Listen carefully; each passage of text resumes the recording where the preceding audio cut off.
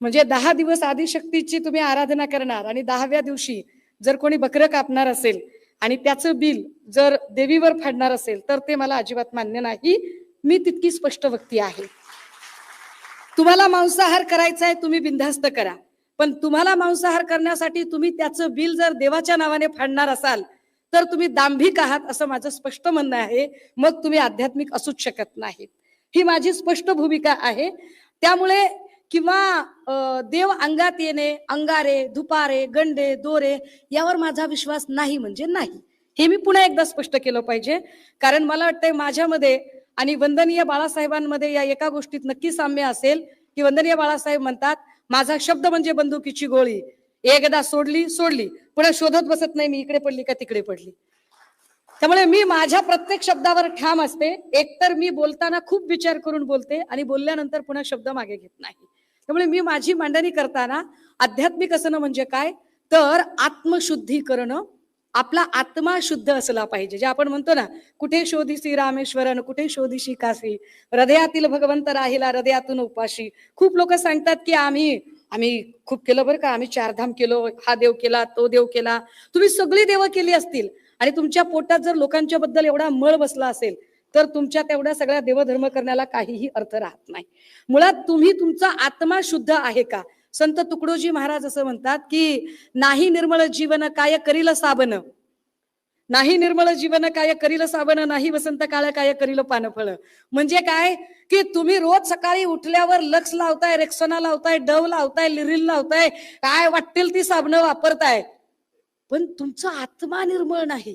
तुमच्या आत्म्यात इतरांच्या बद्दल कपटभाव, मत्सरभाव, द्वेषभाव भरलेला आहे तर तुम्ही कधीही आध्यात्मिक असू शकत नाही. त्याला काही अर्थच नाहीये. तुमच्या मनाची शुद्धी असली पाहिजे. हीच गोष्ट बुद्धिझम मधल्या आर्य अष्टांगिक मार्गामध्ये सांगितलेली आहे. सम्यक काया, सम्यक वाचा, सम्यक संकल्प, सम्यक समाधी, सम्यक अभ्यास, सम्यक आजीविका. की तुम्हाला तुमची आजीविका निवडण्याचा नक्की अधिकार आहे. तुम्ही तुमची रोजीरोटी निवडा, पण तुमची रोजीरोटी निवडताना जर दुसऱ्यांचे संसार उद्ध्वस्त होत असतील तर ते सम्यक असू शकत नाही. म्हणजे उदाहरणार्थ एखादा म्हणेल की नाही माझी रोजीरोटी कशात आहे, तर माझी रोजीरोटी ही मी मटक्याचा आकडाच लावतो, माझं मटक्याचं दुकान आहे. तुझी रोजीरोटी त्याच्यात मिळते पण इतरांचे संसार उद्ध्वस्त होतात, त्याचं काय? त्यामुळे तुम्ही तुमची आजीविका निवडा, पण ती आजीविका निवडताना इतरांवर त्याला झळ लागणार नाही हे बघणे, हे आध्यात्मिक माणूस करू शकतो. आध्यात्मिक असणं आणि त्याला कर्मकांड जोडणं या वेगळ्या गोष्टी आहेत. आध्यात्मिक हे चिंतन, मनन यावरती काम करतं. या सगळ्या संबंधाने ज्ञानेश्वर महाराजांनी जो हरिपाठ दिला त्या हरिपाठामधला 737 नंबरचा एक अभंग आहे. आता काही लोक म्हणतील बापरे ताई, तुम्ही तो आता अभंग विभंग सांगायला लागला, तुम्ही एकदम आम्हाला काहीतरी सत्संगात नेताय.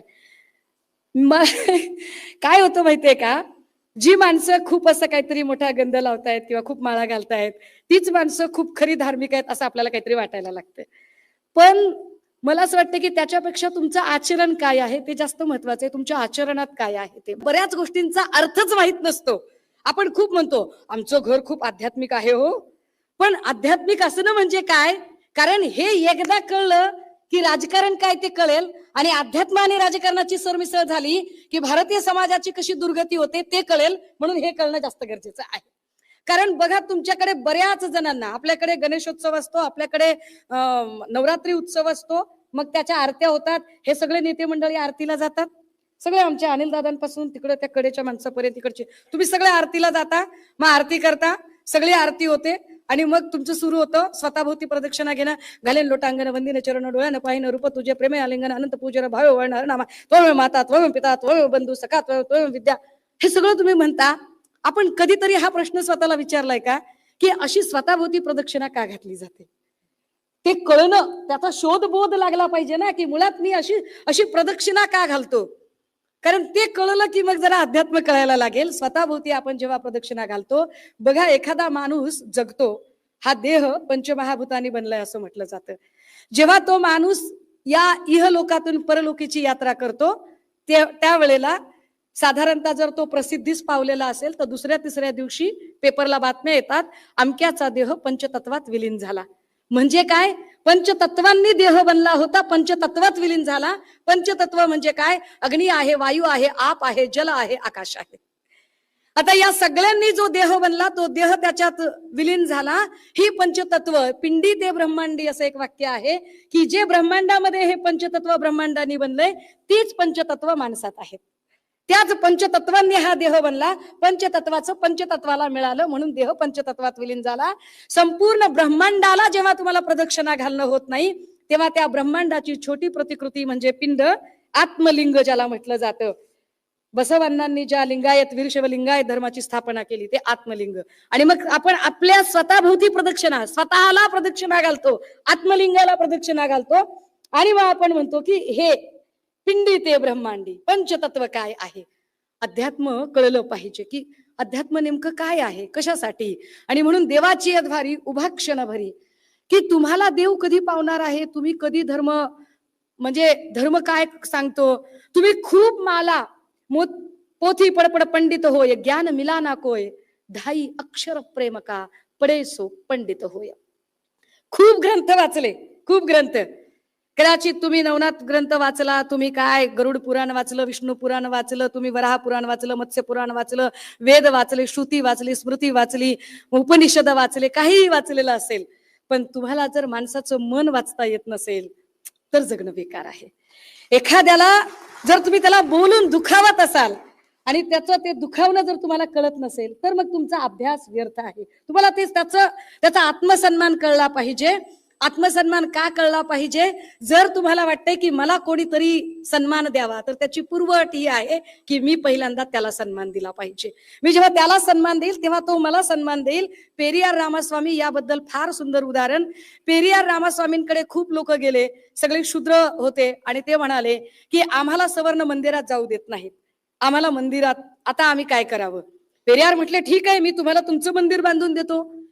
सगळे लोक कामाला लागले. एक मोठं मंदिर उभं राहिलं. मंदिरात आता मूर्ती कोणती ठेवायची.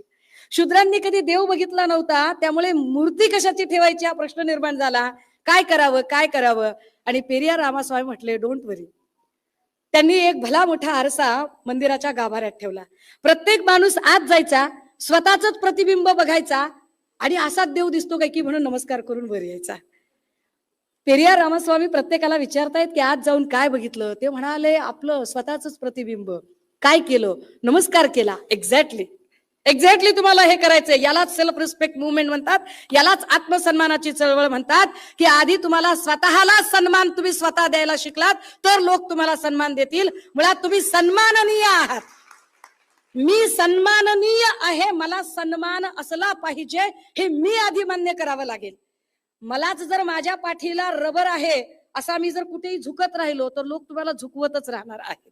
आत्मशोध घेतला गेला पाहिजे. मला माझा आत्मशोध घेता येतोय का, मला माझा शोध घेता येतोय का, हे जास्त महत्वाचं. देवाची अद्वारी उभा क्षण भरी तेने मुक्तीचारी साधी गेल्या. की खूप उपवास केले म्हणजेच देव पावतोय, खूप जप केला म्हणजे देव पावतोय, खूप मोठी पूजा मांडली म्हणजे देव पावतोय, खूप मोठा यज्ञ केला म्हणजे देव पावतोय, असं आहे का.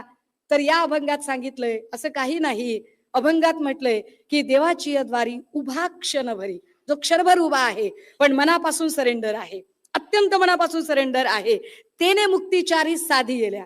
म्हणजे काय, त्याला 4 प्रकारच्या मुक्ती साधता येतात. तेने मुक्तीचारी 4 प्रकारच्या मुक्ती. कुठल्या 4 प्रकारच्या मुक्ती आहेत तर त्याच्यात पहिली मुक्ती सांगितलेली आहे समीपता, दुसरी सलोकता, तिसरी स्वरूपता आणि चौथी संयोज्यता.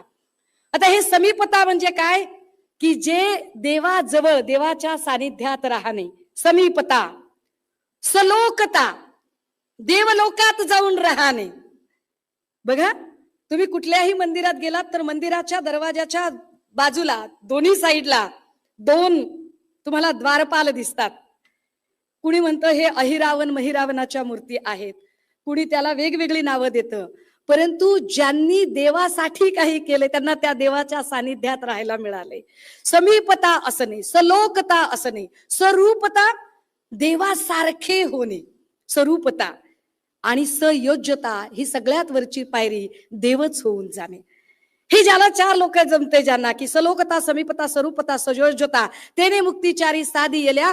हरिमुखे म्हणा पुण्याची गणना कोण करी. की तुम्हाला काहीच करणं होत नाहीये, देवाचं नामस्मरण करा.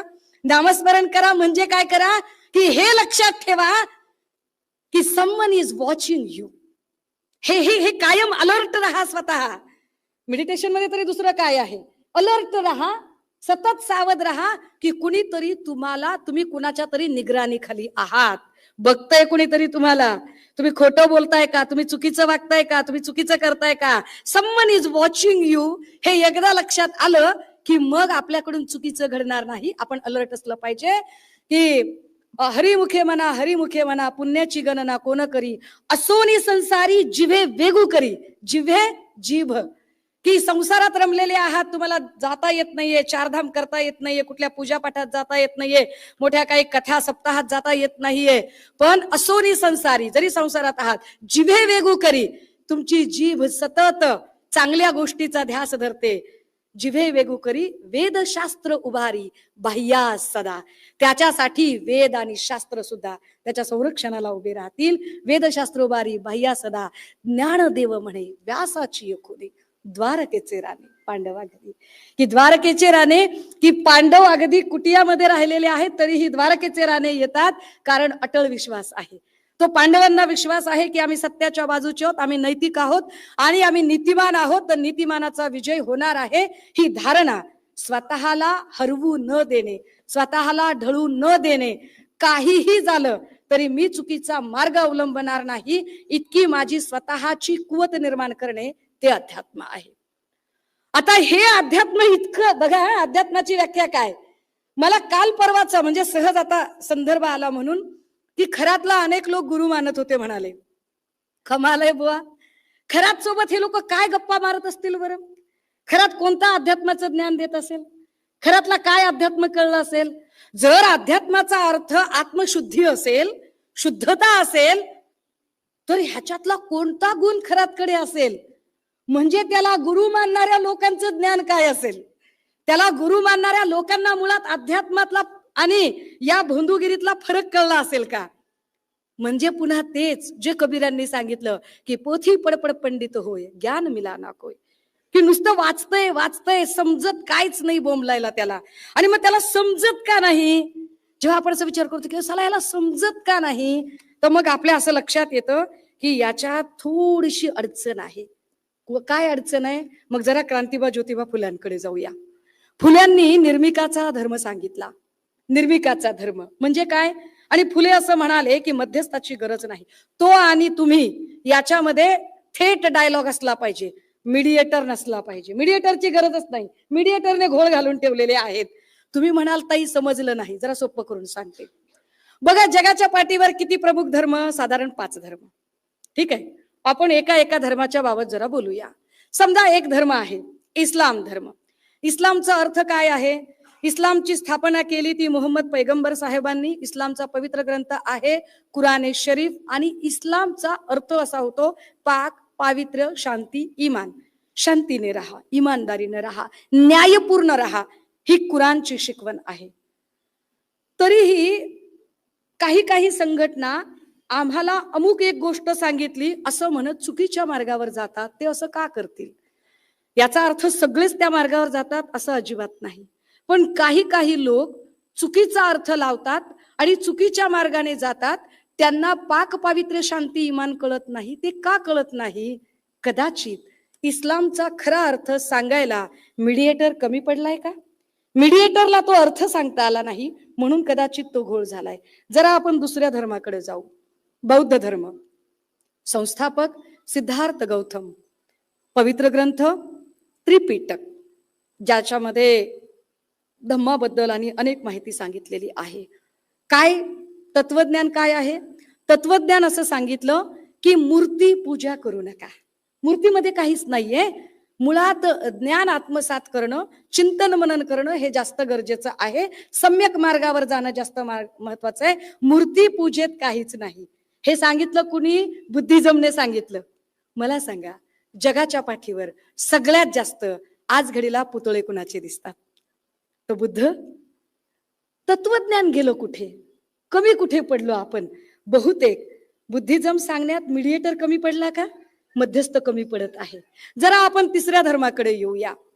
तिसरा धर्म जैन धर्म. आज भगवान महावीरांच्या निमित्ताने आपण इकडे व्याख्यानमाला करत आहोत.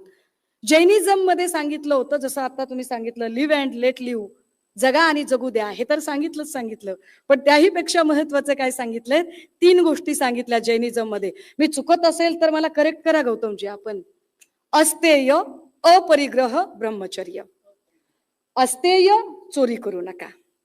अपरिग्रह, त्याच्या आधी मी जरा ब्रह्मचर्य सांगते. ब्रह्मचर्य म्हणजे लग्न करू नका असं नाही. तर ब्रह्मचर्याचा अर्थ सांगताना सांगितलंय की एका स्त्रीने एका पुरुषाशी, एका पुरुषाने एका स्त्रीशी इमाने इतबारे राहणे म्हणजे ब्रह्मचर्य. आणि अस्तेय म्हणजे काय? संपत्तीचा साठा करू नका. आज घडीला जेवढं लागतंय तेवढंच घ्या, कल की बात कल देखी जाएगी. संपत्ती साठवायची नाही. सांगितलं कुणी? जैनिझम मध्ये सांगितलं. आज घडीला सगळ्यात जास्त श्रीमंत कोण? धनवान कोण? लड्डा चड्डा बियानी ललवानी मालपानी छल्लानी चांडक सुराना सगळे. अर्थ कुठे गेला? जैनिझमचा अर्थ कुठे गेला? बरोबर आहे, घोळ झाला इथे, सगळा घोळ झालेला आहे. आपण जरा पुढच्या धर्माकडे जाऊया. म्हणजे हे एका धर्माबद्दल नाही, ख्रिश्चन धर्म, संस्थापक प्रभू येशू, पवित्र ग्रंथ बायबलने प्रेमसंदेश दिला.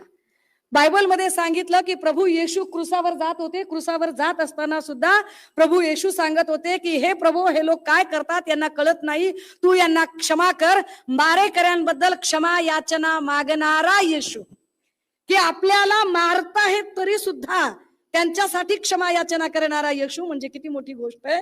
की सगळ्यांना चलो forget and forgive, love all, forget and forgive, सगळ्यांना क्षमा करा. हे तत्वज्ञान ख्रिश्चन धर्माने दिलं. सगळ्यात जास्त ख्रिश्चन धर्म फॉलो करणारे लोक वेस्टर्न कंट्रीज मधले लोक आहेत, विशेषतः अमेरिका वगैरे. तरी सुद्धा इराणच्या प्रमुखाला उडवण्यापर्यंतची भाषा जर ट्रम्प करत असेल तर ट्रम्पला ख्रिश्चन धर्म कळला का? ट्रम्पला येशूची शिकवण कळली का? फार महत्वाचं आहे हे. असं का होतं? हिंदू धर्मामध्ये पवित्र ग्रंथ, तसा सगळेच ग्रंथ पवित्र आहेत, पण त्यातली त्यात गीतेला प्रमाण मानलं जातं. गीतेमध्ये अनेक गोष्टी सांगितल्या. त्यात महत्वाची गोष्ट सांगितली, कर्मण्येवाधिकारस्य मा फलेषु कदाचन मा कर्म हेतु फलस्वाहा संभवामी युगे. सांगितलं त्याच्यामध्ये की कर्म करत राहा, निष्काम काम करा, फळाची अपेक्षा करू नका. आणि त्यातच सांगितलं की ईश्वराचं अस्तित्व सगळीकडे आहे. जळी स्थळी काष्टी पाषाण सगळीकडे ईश्वर आहे. ईश्वर माझ्यात आहे, ईश्वर तुमच्यात आहे, ईश्वर या ध्वनिक्षेपकात आहे, ईश्वर या टेबलात आहे, ईश्वर या मुलामध्ये आहे, ईश्वर या सगळ्या खुर्च्यांमध्ये, टेबलामध्ये, समईमध्ये, पडद्यामध्ये, लाईटीमध्ये, त्या कॅमेऱ्यांमध्ये, सगळीकडे ईश्वराचं अस्तित्व आहे. रोम रोम में राम बसे है. जर रोम रोम में राम बसे है हे तत्वज्ञान खरं असेल तर राम अमुकच ठिकाणी जन्माला म्हणून वाद घालणं किती बरोबर असेल? तत्वज्ञान गेलं कुठे? हे सगळं जेव्हा आम्ही अभ्यासतो तेव्हा असं लक्षात येतं की धर्म आणि सर्वसामान्य माणूस यांच्यामध्ये असलेले मुल्ला, मौलवी, पुजारी, पंडित, पादरी, बडवे यांनी धर्माचा कदाचित खरा अर्थ आमच्यापर्यंत पोहोचू दिला नाही. मध्यस्थांनी घोळ घालून ठेवलेला आहे. आणि मध्यस्थांनी जो घोळ घालून ठेवला, आणि म्हणून प्रबोधनकार मध्यस्थांवर ताशेरे ओढतात. प्रबोधनकार ठाकरेंनी जी भूमिका मांडली की हे मध्यस्थ सगळे जरा बाजूला करा, धर्माचा खरा अर्थ सर्वसामान्यांना कळायचा असेल तर त्याचा आणि तुमचा थेट डायलॉग व्हायला पाहिजे मध्ये. तो कुठला एक चित्रपट आला, मला वाटते पीके वगैरे काहीतरी चित्रपट आला, ज्याच्यामध्ये सांगितलं की कोनो रॉन्ग नंबर लगा रहा है. ये जो रॉन्ग नंबर लगाने वाला जो है ना, एसटीडी बूथ चलाने वाला, उसको जरा साइड में करना है, तो हमें समझ में आएगा भैया कि सही सही क्या चल रहा है. हे फार महत्वाचं आहे. कळलं अध्यात्म? चला आता राजकारणाकडे जाऊया. राजकारण म्हणजे काय? आता राजकारण म्हणजे सत्ता मिळवण्यासाठी केले गेलेले प्रयत्न. सत्ता मिळवण्यासाठी जे जे तुम्ही प्रयत्न करता ते सगळे राजकारण या सदरामध्ये मोडतात. सत्ता मिळवण्यासाठी काय करावे? एक सहज कथा आठवली म्हणून सांगतो, छोटीसा चुटकुला आहे. एकदा एका राजाने विचारले, सहज राजा आणि प्रधान असे चालले होते, मॉर्निंग वॉकला चालले होते. मॉर्निंग वॉकला जाता जाता राजाने प्रधानाला विचारले, प्रधाना मला सांग सत्ता कशी मिळवावी, खुर्ची कशी मिळवावी? प्रधान म्हणला सोपं आहे महाराज. म्हणले काय? महाराज सोपं आहे म्हणला, काही नाही, फक्त तुम्हाला लोकांची सहनशक्ती वाढवता आली पाहिजे, सत्ता मिळते. राजा म्हणला काय येडा समजायला का बे मला तू? मी तुला विचारतोय की सत्ता कशी मिळवावी आणि तू मला सांगतोय की लोकांची सहनशक्ती. तो मला हो महाराज हेच खरंय. अरे काय खरंय म्हटला. अरे सत्ता कशी मिळवावी म्हटल्यावर तू काय सांगायला पाहिजे मला. तू सांगायला पाहिजे महाराज शहराच्या सगळ्या चौकामध्ये आपले बॅनर लागले पाहिजे. आपल्या सोबत किमान आपल्याकडे हमर रेंज ओव्हर काही नसेल तर किमान स्कॉर्पिओ सारखी सफारी फॉर्च्युनर सारखी गाडी असली पाहिजे. 2-4 गाड्यांचा ताफा असला पाहिजे. 5-50 हुजरे मुजरे सोबत असले पाहिजे. 2-4 गुंड असले पाहिजेत. त्यांच्याकडे सोने से कम नाही और खोने का गम नाही असे डुप्लिकेट सोन्याचे सगळे चोकर बिकर त्यांच्या गळ्यात असले पाहिजे. कडे विडे हातात घातले पाहिजे. वर हा हू करणारे असले पाहिजे. ह्याच्यातलं त्यांना बूथ कॅप्चरिंग करता आलं पाहिजे. त्यांना डबल वोटिंग करता आलं पाहिजे. मतदार याद्या डुप्लिकेट करता आल्या पाहिजेत. त्यांना ईव्हीएम हॅक करता आलं पाहिजे. हे सगळं करता आलं पाहिजे.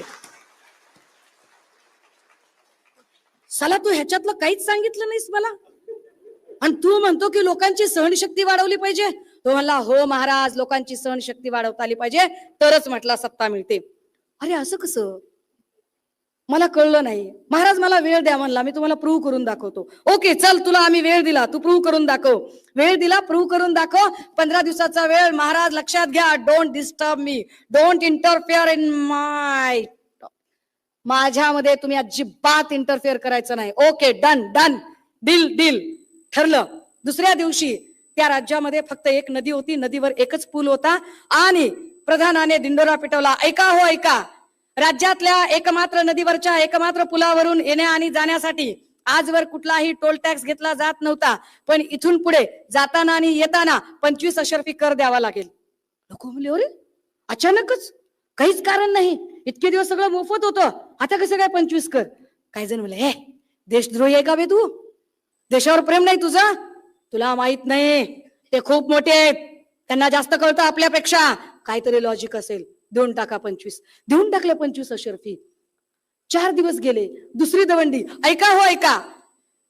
राज्यातून जाणारा एकमात्र नदीवरच्या एकमात्र पुलावरून इथून पुढे जाताना 25 अशर्फी कर द्यावा लागेल. आता तर 25 अशर्फी दिला होता. आता परत 25 म्हणजे 50 अशर्फी झाला. कशासाठी द्यायचा. काही लोक म्हणले छे प्रश्न विचारायचे नाही. ते कोण आहेत. ते विश्वगुरु आहेत. प्रश्न विचारायचा नाही अजिबात. ते लोककल्याणासाठी आहेत.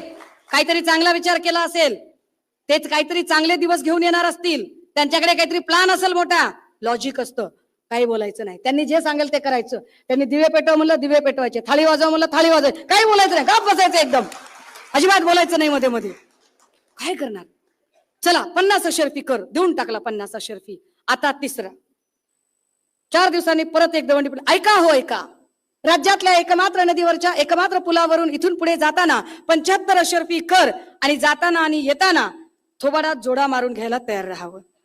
लोक म्हणले अरे हे काय पद्धत आहे. म्हणजे एक वेळ 75 अशर्फी कर इथपर्यंत ठीक आहे. हे तोंडात जोडा कळते का म्हणले. अरे ते कोण आहेत.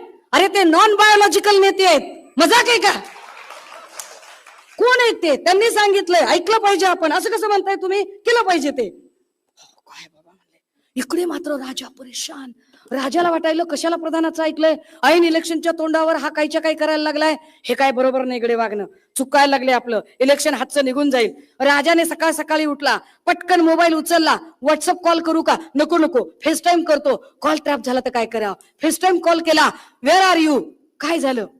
Don't ask me any more question. Just come soon. But what happen. Don't ask me any more question. Just come here. प्रधान पळत पळत गेला. राजा परेशान. राजा आपल्या राजदरबारामध्ये चक्रा मारत होता. राजाने बघितले प्रधान आला. काय झालं बोला. थांब गवाक्षातून बघ. गवाक्ष खिडकी. गवाक्षातून बघ. बघ बघ. अरे समोरनं कोण येत आहे. समोरनं भला मोठा माणसाचा जत्था. तू मला अडचणीत आणलेला आहे. राजा परेशान. महाराज डोंट वरी मैं हूं ना. अबे तू आहेस म्हणून तो घोळ झाला. डोंट वरी मैं हूं. मी सगळं काही सॉल्व्ह करेल. बघता बघता जथ्था जवळ आला. महाराज म्हणले मी काही भेटणार नाही.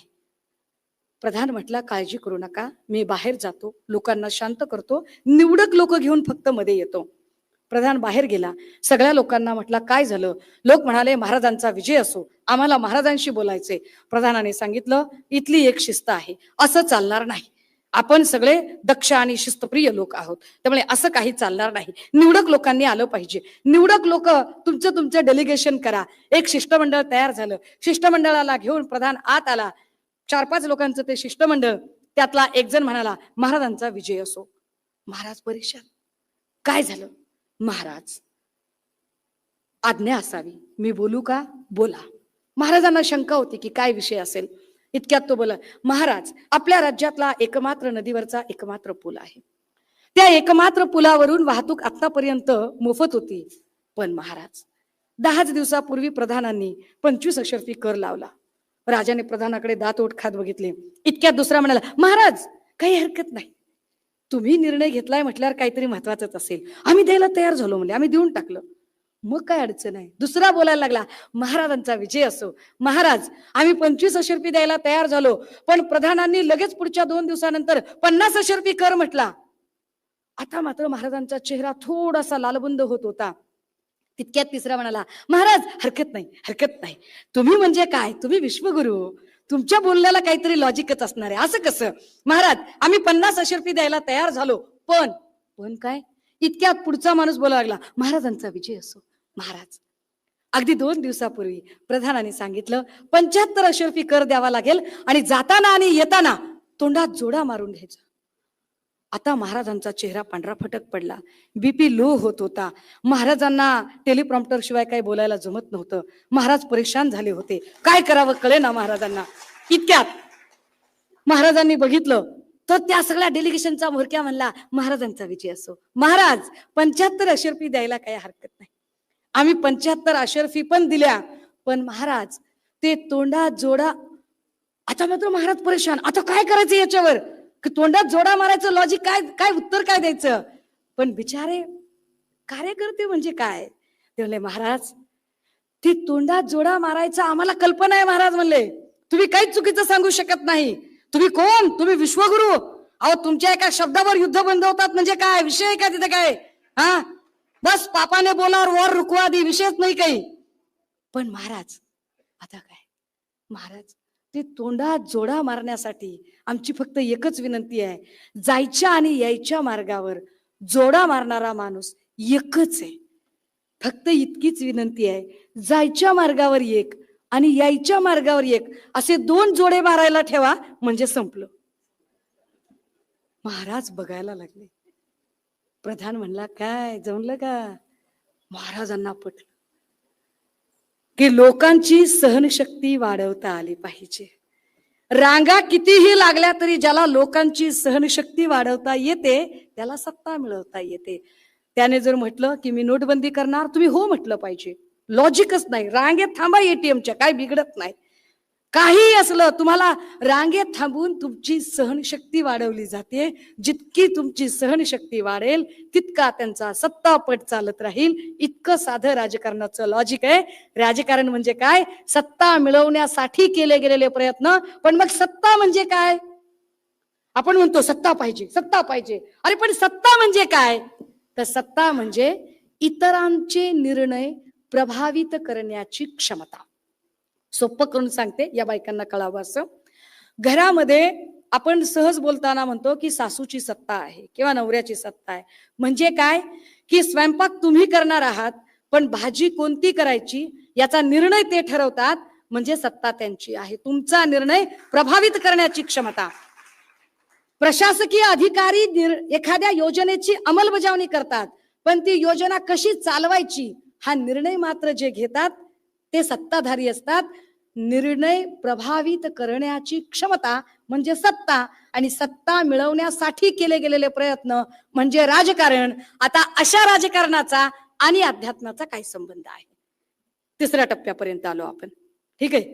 हे राजकारण आणि अध्यात्म याची सरमिसळ होतीये का? तर नाही. मुळात तुम्ही ज्याला अध्यात्म आणि राजकारणाची सरमिसळ म्हणताय ते अध्यात्म नाहीच आहे.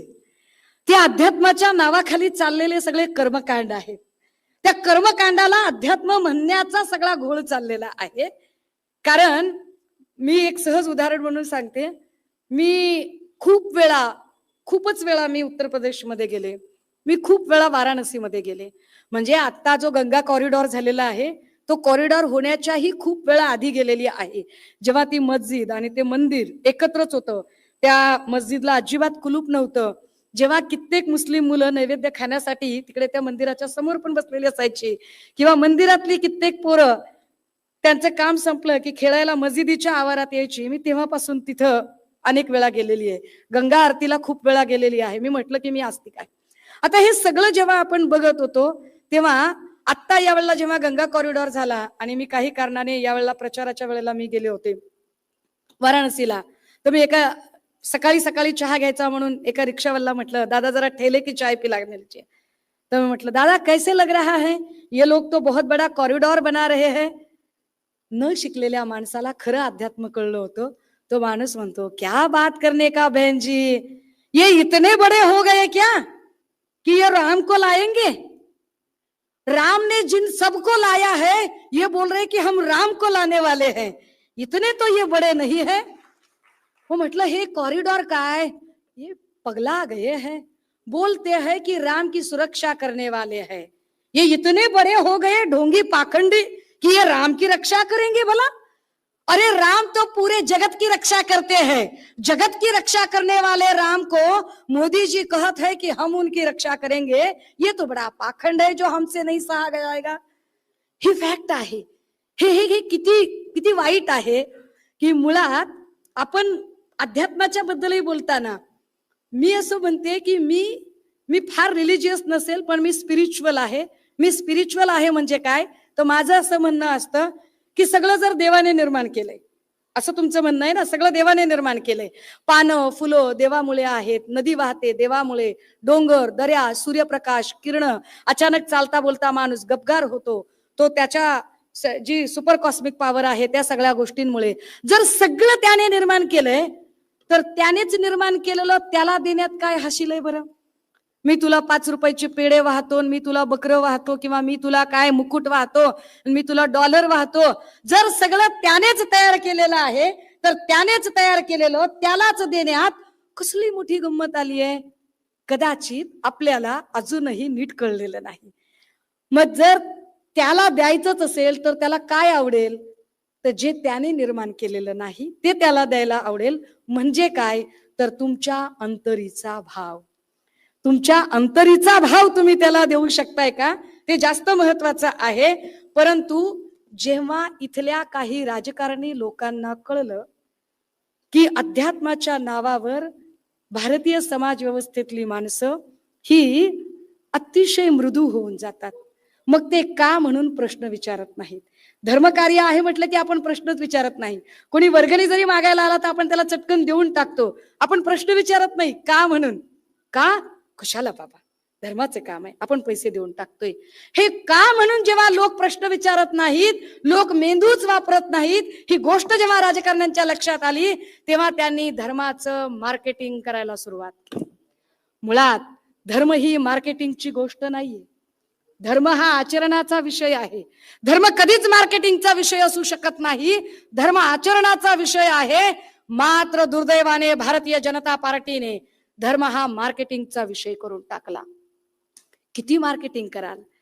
एवढी मोठी म्हणजे अक्षरशः 22 जानेवारीला जेव्हा राम मंदिराची स्थापना होत होती तेव्हा सगळ्या वर्तमानपत्रांना ज्या जाहिराती आल्या त्या जाहिरातींमध्ये मोठीच्या मोठी मोदींची प्रतिमा आणि छोटी प्रभू श्रीरामाची प्रतिमा, आणि मोदी प्रभू श्रीरामाला आपल्या बोटाला धरून त्यांच्या घरी नेत आहेत.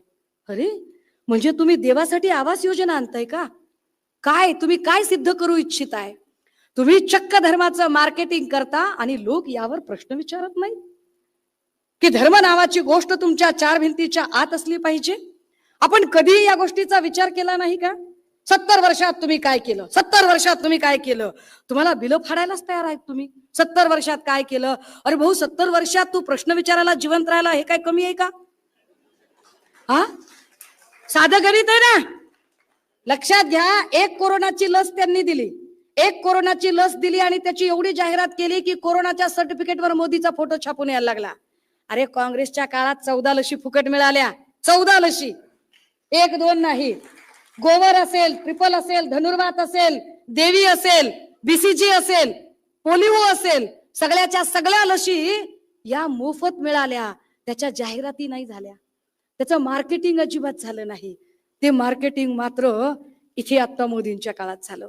तुम्ही आठवून बघा की जेव्हा जेव्हा म्हणजे पंतप्रधान नेहरूजींचे दौरे त्या काळातले बघा, अगदी अटलजींचे सुद्धा, की पंतप्रधान जेव्हा वेगवेगळ्या राज्यात जायचे तेव्हा पंतप्रधानांचे दौरे हे इन्फॉर्मेशन अँड टेक्नॉलॉजीचं एखादं इन्स्टिट्यूट आहे त्याचं उद्घाटन करायचे, एखादं मोठं कॅन्सरचं हॉस्पिटल आहे त्याचं उद्घाटन करायचे, एखादी मोठी MIDC आहे त्याचं उद्घाटन करायचे, याच्यासाठी ते दौरे होत होते. आता मोदीजींचे दौरे मात्र मठ आणि आश्रमाचे उद्घाटन करण्यासाठी. जर मठ आणि आश्रमाची उद्घाटन करणं हेच तुमचं काम असेल तर मग तुम्ही संसदेत कशाला येताय? तुम्ही धर्मगुरू व्हा ना, तुम्ही इकडे कशाला येताय? तुम्हाला संसद चालवायचं काम दिलं, तुम्ही संसदच चालवायचं काम केलं पाहिजे. परंतु बरं हे सगळं ते अध्यात्माच्या नावाने खपवतात, जेव्हा की हे अध्यात्म नाहीये, याला अध्यात्म म्हणत नाहीत. अध्यात्म हा व्यक्तिगत आंतरिक शोधाचा उपक्रम आहे. अध्यात्म म्हणजे व्यक्तिगत पातळीवर स्वतःला चिंतन मनन करत स्वतःचा आत्मशोध घेण्याची ती प्रवृत्ती आहे. तुम्ही जे करताय, आणि अध्यात्म हे स्वार्थ नाहीसा करतं, स्वार्थाकडून ते राष्ट्रार्थाकडे नेतं, परमार्थ राष्ट्रार्थाकडे नेतं. तुम्ही मात्र स्वार्थाकडेच नेताय. मी मी मी मी मैं और कहा कहा मैं. जब मैं छोटा था, मला प्रश्न पडतो कुठे कुठे होते हे. जब मैं छोटा था, मेरा राजस्थान से बहुत गहरा रिश्ता है. बरं आपण मान्य केलं, मेरा उड़ीसा से बड़ा गहरा रिश्ता है. पश्चिम बंगाल से जुड़ी मेरी एक याद है, छत्तीसगढ़ में मेरी एक बचपन. अरे कुठं कुठं दादा, अरे कुठं कुठं. आणि लोक म्हणतात काय अलौकिक आहे. नाही, हे अलौकिक नाही, हे आध्यात्मिक नाही, हा भामटेपणा आहे, हा भामटेपणा आहे. आणि या भामटेपणाची सवय भारतीय समाजाला त्यांनी लावली, कारण त्यांना माहित आहे की लोकांची सहनशक्ती जोपर्यंत आहे तोपर्यंत सत्ता चालू शकते. पण सहनशक्ती त्यांची वाढवण्यासाठी त्याला धर्माचा मुलामा दिला जातो. मुळात धर्म इतका कमकुवत असू शकत नाही दादा हो. जगातला कुठलाच धर्म तिरस्कार शिकवत नाही, जगातला कुठलाच धर्म एकमेकांचा द्वेष करायला शिकवत नाही, कुठलाही धर्म. मी जेवढे काही धर्मग्रंथ वाचले, जेवढा काही मी अभ्यास केला, मी नवनाथ ग्रंथ बऱ्यापैकी वाचणाऱ्यांपैकी आहे. 40व्या अध्यायात सांगितलं जातं, एक कुसुम झोकोनीवरती चला म्हणा ओमकार्याप्रती नवनाथ वंदोनी उक्ती स्वीकारावे महाराजा. ही काही नाही तर फक्त एक लाल रंगाचं फुल वाहा आणि पुढे चालत राहा. काही लोकांना तुम्ही माझ्या घरी या, माझी लेख अत्यंत सुस्पष्ट आवाजामध्ये पसायदान असेल आता अतिशय सुस्पष्ट आवाजात म्हणते, पण याची आम्हाला मार्केटिंग करायची गरज नाही. मार्केटिंगची गरज त्यांना पडते ज्यांना इतर कुठलं कर्तृत्वच अंगी नसतं. मला वाटतं मला काही मिळवायचं असेल तर मला धर्म हा फक्त मी अनैतिक मार्गावर जाऊ नये, मी नैतिकतेने चाललो पाहिजे, फक्त धर्म याच्यासाठी मला साह्यभूत झाला पाहिजे, ते जास्त महत्वाचं आहे. बाकी गोष्टी मी माझ्या कर्तृत्वाने मिळवेल, ते कर्तृत्व माझ्या ठाई असलं पाहिजे. एकमेकांमध्ये भांडणं लावून एकमेकांबद्दल द्वेष पसरवून असं धर्म कधीही सांगू शकत नाही. साधं गणित आहे दादा हो. काय यांनी सुरू केलं बघा, भारतीय समाज राजकारण आणि अध्यात्माची सरमिसळ झाल्यावर कसं होतं. अध्यात्माच्या नावाखाली यांनी भल्या भल्या गोष्टी खपवायला सुरुवात केली. राणा हे काय जगताप बिगताप ही जी सगळी यांच्यात एक रस्सीखेच सुरू झाली. तू जास्त विखारी बोलू शकतोस का, मी जास्त विखारी बोलेल, किती विखारी आपण बोलू शकतो. मग त्यांनी सांगितलं नो बिंदी नो बिझनेस. काय धंदा आहे राव, हा नो बिंदी नो बिझनेस. आम्ही मुस्लिमांच्या सोबत कुठलेही संबंध ठेवणार नाही. नका ठेवू, आम्ही थोडीच त्याला रील करायला आमच्या घरी बोलवलं होतं. आम्ही कुठं बोलवलं, आम्ही नाही रील बनवले त्याच्यासोबत, अजिबात नाही. आम्ही रिअल लाईफ मध्ये जगणारी माणसं आहोत. तुम्ही काय कुणाला सांगताय मुस्लिमांच्या सोबत मुस्लिमांच्या दुकानातून काही खरेदी करू नका. सांगणार कोण, तो माझा कोकणातला भाचा. आता त्याची अडचण काय झाली माहितीये का, माझ्या भावाला टाइमच मिळाला नाही त्याला संस्कार द्यायला. माझा भाऊ बिचारा राजकारणात बिझी होता, हा इतका बिझी झाला माझा भाऊ की त्याला वेळच मिळाला नाही त्या भाच्यांना काही संस्कार द्यायला आणि त्याला लॉजिकल विचार करायला. लॉजिकने विचार केला पाहिजे ना, थोडा तरी तर्कशक्ती लावली पाहिजे. कुठल्याही मुसलमानांकडून आम्ही काहीच खरेदी करणार नाही, नको करू. पण सगळ्यात आधी त्याची सुरुवात कुठून कर, आखाती देशांकडून आम्ही तेल घेणार नाही, एकदा ठामपणे सांग, जमतंय का बघ. काय बोलताय, कुठे बोलताय? अरे हे विश्वची माझे घर ज्या संप्रदायाने सांगितलं, वसुधैव कुटुंबकमची संकल्पना ज्यांनी सांगितली, आता विश्वात्मके देवे येणे वाग्यत्ने तोषावे, तोषोनी मज द्यावे पसाय दान, हे ज्यांनी सांगितलं त्यांना हे कधी कळावं बरं? त्यांना हे कळतच नाहीये. ते फक्त द्वेष पसरवण्यासाठी. बरं ते किती सिलेक्टिव्ह असतात बघा, खूप सिलेक्टिव्ह असतात. म्हणजे एरवी शोधून शोधून. तुम्हाला काय वाटतं, अशोक खरातची फाईल उघडली, अशोक खराच्या ऐवजी जर एखादा अशफाक खिलजी असता तर बाप रे, आतापर्यंत राणेची पोरं अक्षरशः अशी कपडे काढून नाचली असती. फरक आहे ना, हा फरक आहे. तुम्ही इतक्या सिलेक्टिव्हली जर व्यक्त व्हाल, मुळात तुम्हाला एक तर अध्यात्म कळलेलं नाही. ज्यांना तुम्ही गुरु मानताय तेही आध्यात्मिक नाहीयेत. कारण आध्यात्मिक गुरु हा आत्मशोध घेतो. जो आत्मशोध घेतो तो आत्मविश्वासू असतो. जो आत्मविश्वासू असतो तो कधीही मनातून खचत नाही. मी आपल्याला आठवण करून दिली पाहिजे की असाच एक राजकारणातला सो कॉल्ड स्वयंघोषित आध्यात्मिक गुरु आधी तयार झाला होता भय्यू महाराज. सुसाईड केलं त्यांनी. आत्मविश्वास आणि आत्मबळ असेल तर माणूस आत्महत्येचं पाऊल उचलणार नाही. तुम्हाला जेव्हा सिच्युएशन फेसच करता येत नाही तेव्हा तुम्ही इतकं टोकाचं पाऊल उचलता. आणि जर तुमच्यामध्येच आत्मविश्वास आत्मबळ नसेल तर तुम्ही लोकांना कसा आत्मविश्वास देणार आहात? आणि तुम्ही तो देऊ शकत नसाल तर तुम्ही कसे आध्यात्मिक गुरु आहात? होय, माझे आध्यात्मिक गुरु संत कबीर आहेत. मला कबीरांनी खूप चांगल्या गोष्टी शिकवल्यात. कबीर आणि माझ्यामध्ये माझे आजोबा होते. माझे आजोबा माझे गुरु आहेत. कारण कबीरांनी शिकवलं, गुरु गोविंद खडे आगे लागू काके पाय, जिसने मिलाया गोविंद से वो गुरु सोनिहाय. की माझ्या समोर एकाच वेळेला जर ईश्वर आणि गुरु दोघे थांबले असतील तर आधी मी कुणाच्या पाया पडू? तर आधी मी माझ्या गुरुच्या पाया पडेल. कारण हा ईश्वर आहे, याची ईश्वर म्हणून ओळख मला माझ्या गुरुने करून दिली. त्यामुळे गुरु माझ्यासाठी आधी महत्वाचा आहे. दादा हो, तथागत गौतम बुद्ध असतील किंवा भगवान महावीर असतील, तसा दोघांचा काळ बऱ्यापैकी सारखा. दोघांच्या कधी कधी काही मुद्रा बसण्याच्या सुद्धा सारख्या दिसतात. दोघांनीही अहिंसा ही महत्वाची मानली. राजकारणात अध्यात्म असलं पाहिजे हा पहिल्यांदा जो विचार आला तो स्वामी विवेकानंदांकडून आला. 1893 शिकागोच्या धर्म परिषदेमध्ये बोलताना जी नैतिकता त्यांच्या ठाई असते की जेव्हा प्रत्येक जण सभ्य स्त्री पुरुष हो असा उल्लेख करतात तेव्हा स्वामीजी असं म्हणताहेत, माझ्या बंधूंनो आणि भगिनींनो, तो वारसा, ती संस्कृती, तो विचार आपण आजही जपला की आजही आपण व्यासपीठावरून विचारपीठावरून बोलताना आपल्या समोरच्या सगळ्या मंडळींना भाऊ आणि बहीण असा उल्लेख करतो. याचाच अर्थ मी नीतिमान आयुष्य जगणार आहे. माझ्यासाठी परस्त्री परपुरुष हा माझ्या माते समान, भावा समान, बहिणी समान आहे. हा विचार तिथून आला, तो आतापर्यंत पर्क्युलेट होत राहिला. आपण तो पुढे नेला. महात्मा गांधींनी राजकारणात अध्यात्म आणलं.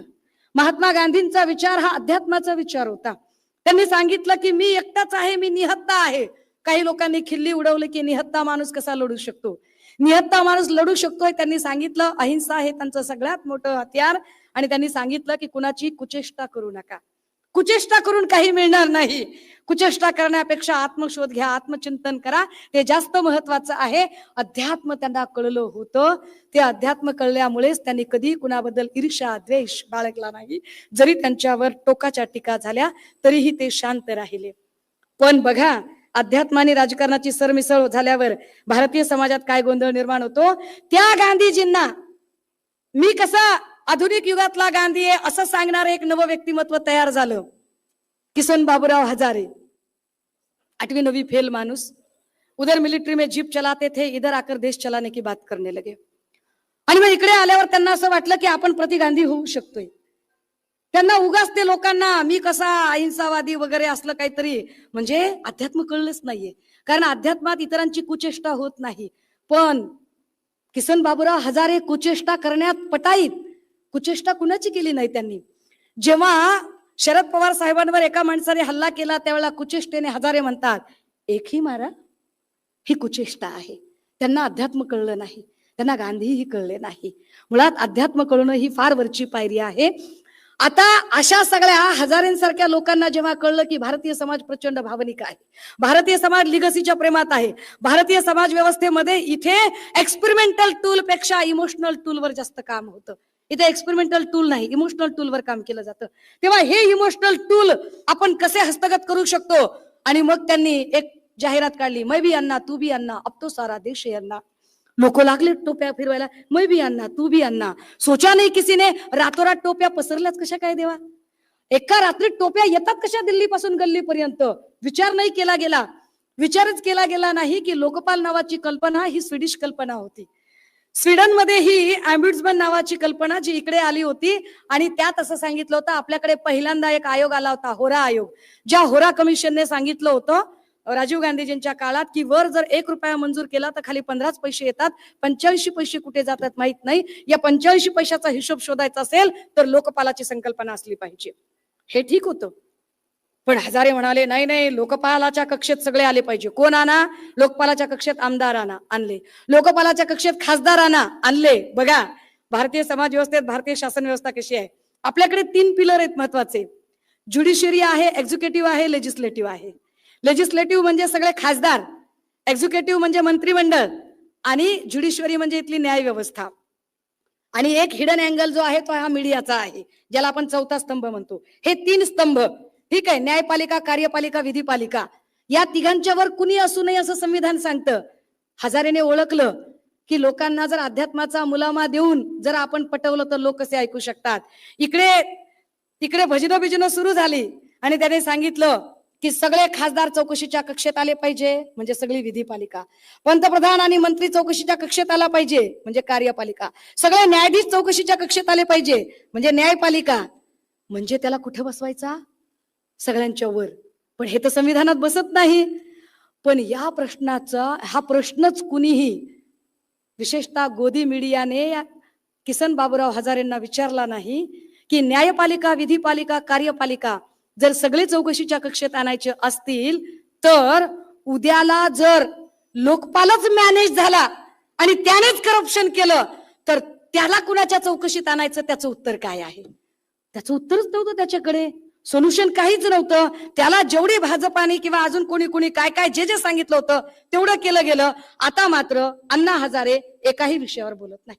एवढे सगळे प्रश्न असताना गॅसची टंचाई झाली, डिझेलची टंचाई झाली, खराबचं काय झालं, बदलापूरला काय झालं, एवढ्या सगळ्या महिला मुली का बेपत्ता आहेत याच्यावरती काही बोललं पाहिजे. एका चकार शब्दानं बोललं जात नाही. अडचण कुठे तयार होते आणि इमोशनल लोक अशा लोकांना फॉलो करतात. तेव्हा आणि इमोशनल लोक का फॉलो करतात? ते ब्लाइंडली फॉलो करतात आणि म्हणून त्याला आपण ब्लाइंड फॉलोअर किंवा अंधभक्त असं म्हणतो. हे सगळे अंधभक्त, ज्या अंधभक्तांना का हा प्रश्नच विचारता येत नाही, जे का म्हणून प्रश्न विचारत नाहीत, आणि जोपर्यंत तुम्ही का म्हणून प्रश्न विचारत नाही तोपर्यंत ना देशाचा विकास होतो ना तुमचा आत्मविकास होतो. अमुक एक गोष्ट का घडते आणि कशी घडते हे विचारता आलं पाहिजे. हा प्रश्न विचारण्याची तयारी असली पाहिजे. सगळे अंधभक्त म्हणतात बरं का, सगळे अंधभक्त बघा, सगळे अंधभक्त म्हणतात कोरोनाच्या काळामध्ये वारी कशी काय बंद केली, वारी चालू ठेवायला पाहिजे होती. अरे जिथे माणसांचा संपर्कच नसला पाहिजे असं सांगितलं गेलं होतं तिथे वारी कशी असेल? पण महाराष्ट्राचा प्रतिनिधी म्हणून महाराष्ट्राचे मुख्यमंत्री स्वतः गाडी चालवत तिथपर्यंत गेले. त्यांनी विठू माऊलीचं, रखुमाईचं दर्शन घेतलं, 2.5 वर्ष काम केलं. अंधभक्त म्हणाले ते लोकांना भेटले नाही. अरे तुझं काम अडलं का दादा? 2.5 वर्ष कोरोनाचा काळ होता, कोरोनाच्या काळात लोकांचा संपर्कच कामाचा नव्हता, त्यामुळे त्यांनी त्यांचं काम केलं. पण जे लोक 2.5 वर्षाचा प्रश्न निर्माण करतात त्यातला एकही अंधभक्त हा प्रश्न विचारत नाही की गेल्या 10 वर्षात मोदी एकाही पत्रकाराला का भेटले नाही, मोदींनी एकही पत्रकार परिषद का घेतली नाही. मी आता दैनिक भास्करच्या ऑफिसमध्ये गेले होते. मी दैनिक भास्करच्या ऑफिसमध्ये बोलताना म्हटलं की काय प्रॉब्लेम आहे नेमका, की मुख्यमंत्र्यांनी आता महापालिका इलेक्शन मध्ये आणि विधानसभेच्या इलेक्शन मध्ये खूप सारे इंटरव्ह्यू दिले. पण इंटरव्ह्यू कुणाला दिले? गिरिजा ओक, तेजस्वी प्रधान, अरे अक्षय कुमार, आमिर खान, सुबोध भावे. काय कमाल आहे? कशासाठी? एकाही पत्रकाराला मुख्यमंत्री इंटरव्ह्यू देत नाहीत. मुख्यमंत्र्यांचं काय म्हणणं आहे? कदाचित मुख्यमंत्र्यांच्या लेखी पत्रकारांना काही किंमतच नाहीये का, की मुख्यमंत्री पत्रकारांच्या प्रश्नाला घाबरतात? मुख्यमंत्र्यांना पत्रकारांच्या प्रश्नांची भीती वाटते का, की मुख्यमंत्री एकदाही पत्रकारांना इंटरव्ह्यू देत नाहीत. मुख्यमंत्री अजिबात पंतप्रधान तर पत्रकारांच्या पासून कोसो मैल लांब असतात. ते घाबरतात आणि काही प्रश्न विचारायला गेले की लगेचच अध्यात्माचं आवरण घेऊन लपू पाहायला लागतात. हे जे लपणारे लोक आहेत, जे अध्यात्माच्या नावाखाली, ज्यांना अध्यात्म कळलेलं नाही आणि जे पाखंडपणा करत आहेत. कोण तो माणूस? एक महाराज आला बघा, महाराष्ट्राच्या संस्कृतीवर अतिक्रमण सुरू झालं. उत्तरेतले लोक इकडे येऊन अतिक्रमण करायला लागले. जे आम्ही विठोबा रखुमाई ज्ञानबा माऊलीचा आम्ही जयघोष करणारी माणसं, सगळे उत्तर भारतीय इथं येऊन कथा सांगायला लागले. इथल्या कीर्तनकारांचा संकोच करून तिकडची लोक येऊन इथं आम्हाला शानपण सांगायला लागली. कुणीतरी एक महाराज आला आणि तो चिठ्ठी वाचून सांगायला लागला, कुणाचं भविष्य काय, कुणाचं काय झालं ते बागेश्वर, कुणाचं काय झालं ते. कमाल आहे. पण त्याला हे माहित नाहीये की आम्हाला गॅस कधी मिळणार आहे, ते आम्हाला डिझेल कधी मिळणार आहे. त्यांना नाही, त्याचं उत्तर देता येत नाही. एक कुणीतरी मोठं कुंकू लावणारा माणूस, तो आमच्या तुकोबारायांच्या बद्दल बोलायला लागतो, तो आमच्या तुकोबारायांची पायमल्ली करायला लागतो. त्याला तुकोबारायाचे किती कळलेले असतात, त्याला काय तुकोबारायांच्या बद्दलची माहिती असते. आमचं वारकरी संप्रदाय त्याला काय माहिती असतो. पण तो इथे येतो, तो बोलतो आणि त्याला राजमान्यता देण्यासाठी नेते त्याच्या जवळ येतात. नेते तिथे जाऊन थांबतात. एकदा नेते तिकडे गेले की नेत्यांना सामान्य जनता आयकॉन मानत असते. नेते तिथे गेलेत म्हटल्यावर सामान्य जनता येते. सामान्य जनतेचा जथ्था बघितला की नेत्यांना वाटतं या भक्तगणांना आम्ही मतदार म्हणून कसे परावर्तित करू. मग या लोकांना, भक्तांना मतदार म्हणून जर बनवायचं असेल तर मग त्याला आध्यात्मिक गुरु करा आणि त्याच्या तोंडून आपली स्तुती करून घ्या, मग हे आपले मतदार होतील. काय मेकॅनिझम आहे याच्या पाठीमागे. आणि असंच मेकॅनिझम जेव्हा केसरकर सारखा माणूस म्हणतो की 39 आमदार, मी एकटा थोडीच गेलो, 39 आमदार गेले खरातकडे. कशाला? उष्णोजल. अरे जे लोक गंगाजल पवित्र मानत होते त्या लोकांना गंगाजल पासूनचा प्रवास तुम्ही उष्णोजल पर्यंत केला. ही प्रगती नाही अध्यात्माची. तुम्ही अधोगतीकडे नेताय लोकांना. तुम्ही पथदर्शी असलं पाहिजे. तुम्ही अधपतन करायला निघाले. तुम्ही अधपतन करू शकताय कारण तुम्हाला भारतीय समाजाची एक कदाचित नाडी कळली आहे की भारतीय समाज हा थोडा भावुक आहे, थोडा भावनिक आहे. आणि त्यातली त्यात जो मीडियाचा इडियट बॉक्स आहे, त्या इडियट बॉक्सने रोज इतकं आमच्यावर हॅमरिंग केलेलं आहे की ते हॅमरिंग आम्हाला होत राहतं. दादा हो, माझ्याकडे बोलण्यासारखे अनेक विषय आहेत. मी याच्यावर तासनतास बोलू शकते.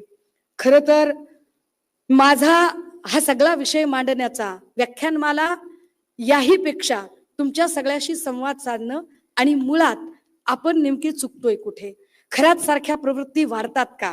कारण खरात सारख्या प्रवृत्ती वाढतात त्याला कारण आपली समाज व्यवस्था आहे, त्याला कारण आपली मानसिकता आहे. ह्या ज्या स्त्रिया फसतात या बिचाऱ्यांचा काय दोष आहे? त्या फसतात कशा? मुळात स्त्रियांच्या बद्दल इथले समाजाचे मानदंड किती वाईट आहेत. स्त्रियांच्या सोबत सुद्धा एक राजकारणच केलं इथल्या पुरुष सत्ताक व्यवस्थेने. ज्या पुरुष सत्ताक व्यवस्थेला वाटलं की सगळे निर्णय फक्त पुरुषांच्याच अधीन असले पाहिजे, त्यांनी बायकांच्या सोबत एक राजकारण केलं. राजकारण काय की स्त्रीची तुलना ही जमिनीशी केली. जमीन बघा, जमीन जर जिरायती असेल तर तिला किंमत नसते. जमीन जर उपजाऊ नसेल तर तिला मार्केटमध्ये किंमत नाही. जमीन जर बागायती असेल, फळबागा उपजणारी जमीन असेल तर तिला मार्केटमध्ये किंमत असते. अगदी तसंच स्त्री जर तिची प्रजनन क्षमता नसेल तर तिला सामाजिक सण समारंभामध्ये किंमत नाही. ज्या स्त्रीला मूल बाळ होत नाही तिला सामाजिक सण समारंभामध्ये किंमत नाही. मग जिला मूल होतं, जिची प्रजनन क्षमता आहे, तिला सामाजिक सण समारंभामध्ये किंमत. मग तो ऍक्सेप्टन्स मिळवण्यासाठी, सामाजिक सगळ्या सण समारंभामधली ती स्वीकारार्हता मिळवण्यासाठी ती धडपडते मूल होण्यासाठी. मग प्रगत वैद्यकशास्त्रातले IUI असेल, IVF असेल, यासारख्या महागड्या ट्रीटमेंट कदाचित तिला परवडत नाहीत. मग ती त्याच्यातला एक शॉर्टकट शोधते. तो शॉर्टकट असतो गंडे दोरे अंगारे धुपारे. हे असले गंडे दोरे अंगारे धुपाऱ्याचा शॉर्टकट शोधला की मग असल्या खरात सारख्या लोकांचं फावत राहतं आणि माणसं त्यांच्या कच्छपी लागतात. अशा वेळेला गरज असते महिला आयोगासारख्या यंत्रणेने या स्त्रियांचं समुपदेशन करण्याची. पण कुंपणाने शेत खाल्लं तर दाद कुणाकडे न्यायची प्रश्न पुन्हा निर्माण होतो. कारण त्यांनाही कळून चुकलेलं असतं की समाज व्यवस्था काय आहे. कारण यांना कसंही करून मूल हवं आहे. आणि डॉक्टर पेक्षा जर बघा, आपली अडचण काय माहितीये का? कायद्याने सांगितलेलं आपण ऐकत नाही, धर्माने सांगितलेलं आपण ऐकतो. एखाद्या माणसाला जर सांगितलं की रस्त्याने जाताना डाव्या बाजूने जा, ऍक्सिडेंट होणार नाही, ऐकत नाही, ते उजव्याच बाजूने जाते. पण एखाद्याला जर सांगितलं आज तू डाव्या बाजूने जा, तुला धनलाभ होणार आहे, तो बिलकुल डाव्या बाजूने जाईल. त्याला किती लांब पडू दे, तो डाव्या बाजूने जाईल, कारण त्याला पंचांग किंवा अजून काही गोष्टींनी सांगितलेलं आहे. चमत्कारावर भारतीय समाजाचा विश्वास बसतो, पण अध्यात्म म्हणजे चमत्कार नाही, अध्यात्म म्हणजे कर्मकांड नाही, अध्यात्म म्हणजे स्वतःचा शोध घेणे आहे. दादा हो, कुणीतरी सांगतंय म्हणून ऐकण्यापेक्षा मला पटलं पाहिजे, माझं स्वतःचं जे अत्तदीपभवचं तत्वज्ञान आहे, की मला माझं कळलं पाहिजे, माझ्या मुक्तीचा मार्ग मला कळला पाहिजे. तो ज्याला कळतो त्याला ते समजलं पाहिजे. मला असं वाटतं की जे आता जी अंधभक्तांची जी एक मोठी फळी तयार झाली, शिकलेली सुद्धा हुकल्यासारखे वागायला लागले, त्यांचा मुळात प्रॉब्लेम असा झालाय की काही झालं तरी आमचा नॉन बायोलॉजिकल फादर आमचं सगळं काही बघून घेईल. पण नॉन बायोलॉजिकल फादर स्वतः सांगतोय मेरा क्या, मैं तो कभी भी झोला उठा के निकल पड़ा. भाई वो जब झोला उठा के जाएगा तो तुम क्या करोगे, तो तुम्हारा तो प्रॉब्लेम हो जाएगा ना. दादा हो, या सगळ्यांमध्ये आपण विचार करूया. राजकारण आणि अध्यात्म याची सरमिसळ करणाऱ्या लोकांना ठणकावून सांगूया की तुमच्या राजकारणासाठी आमच्या अध्यात्माचं नाणं तुम्ही वाजवायची गरज नाही. अध्यात्म एक अतिशय वेगळी गोष्ट आहे.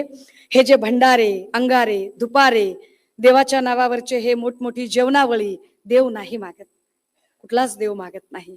हे सगळे कारण देवाच्या नावावर भंडारा करायचा आणि नेत्यांचे मोठमोठे बॅनर उभे करायचे, ह्याला काही अर्थ नाही.